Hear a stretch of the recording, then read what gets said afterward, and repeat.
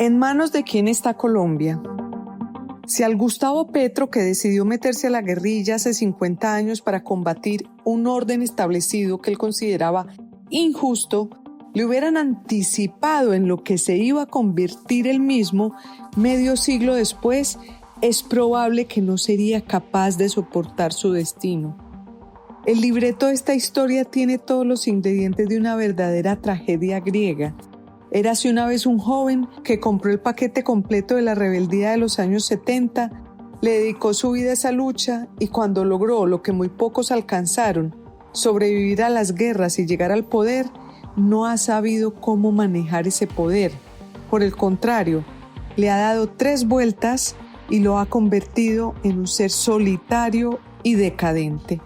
Al menos eso da a entender el terremoto político que ha sacudido al país en las últimas 48 horas.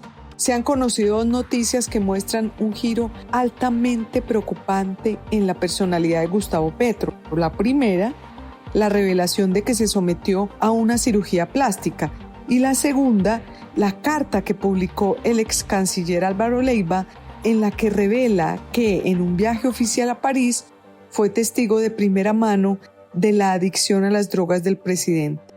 Lo de la cirugía plástica es más inquietante de lo que muchos quieren admitir. Cualquier persona que esté al frente de una gran responsabilidad, como es dirigir a un país tan complejo como el nuestro, necesita estar alerta y con todos sus sentidos puestos en crear las estrategias necesarias para sacarlo adelante.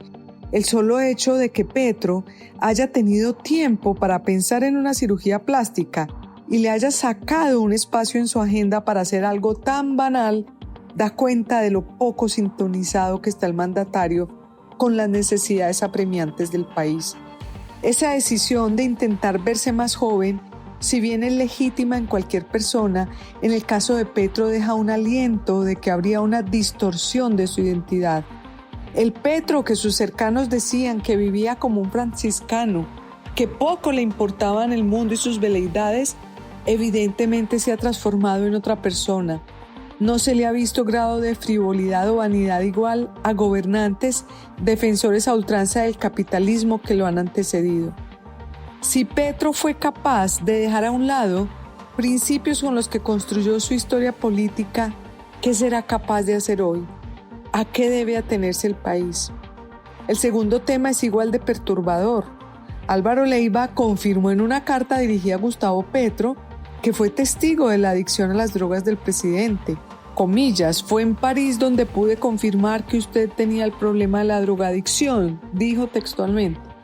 Y puntualizó, comillas, me apena decirlo hoy, tarde ciertamente, pero por esa época ya tenía conocimiento de episodios suyos de similar comportamiento. Es decir, dice Leiva, que no fue solo el caso de París, con el agravante de que, según Leiva, Petro seguiría enredado en su adicción, aún hoy. Comillas, lo cierto es que nunca se repuso usted. Su recuperación, lastimosamente, no ha tenido lugar, cierro comillas. Si es cierto lo que dice Leiva, es un grave problema que un país esté en manos de un adicto a las drogas. Es una situación de extrema gravedad. No es un tema menor, ni hace parte solamente del resorte íntimo del gobernante, como algunos quieren hacerlo ver. Algunas drogas, por ejemplo, pueden inducir delirios paranoides, como creer que está siendo perseguido o vigilado, o ideas de grandeza. Estos trastornos comprometen la capacidad de juicio, la toma racional de decisiones y la conexión con la realidad.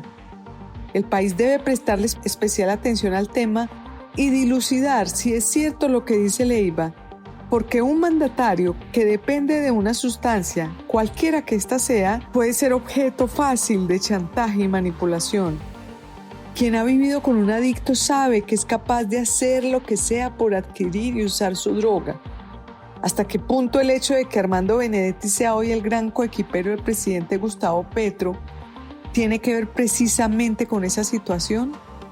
¿Acaso Petro ha quedado atrapado entre Benedetti, a pesar de sus investigaciones en la Corte Suprema, y Holman Morris, a pesar de sus cuestionamientos por acoso laboral y violencia intrafamiliar? por esa condición que revela Leiva? Otra característica de los adictos es que tienden a poner a un lado a quienes han sido sus amigos y aliados más leales para conectarse con otras personas en su misma situación de dependencia. ¿En qué medida la purga que aplicó Petro tras el primer Consejo de Ministros televisado tuvo algo que ver con su necesidad de defender a Benedetti sobre figuras del petrismo?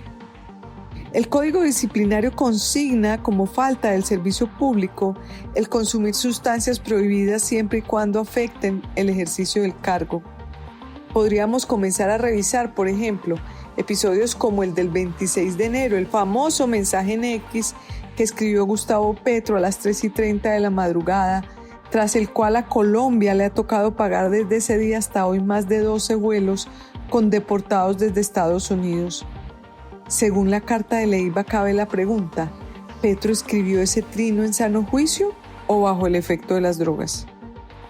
¿Qué puede hacer Colombia? Este episodio revela una necesidad urgente: blindar las instituciones frente a los vaivenes personales de quienes las lideran y, sobre todo, descubrir cuál mecanismo ético y jurídico puede permitir evaluar sin escándalo ni persecución la idoneidad de quienes ocupan los más altos cargos del Estado. Es hora también de que la Comisión de Acusaciones de la Cámara dé un debate reposado y serio sobre si Petro tiene un problema de indignidad para estar en el cargo o no.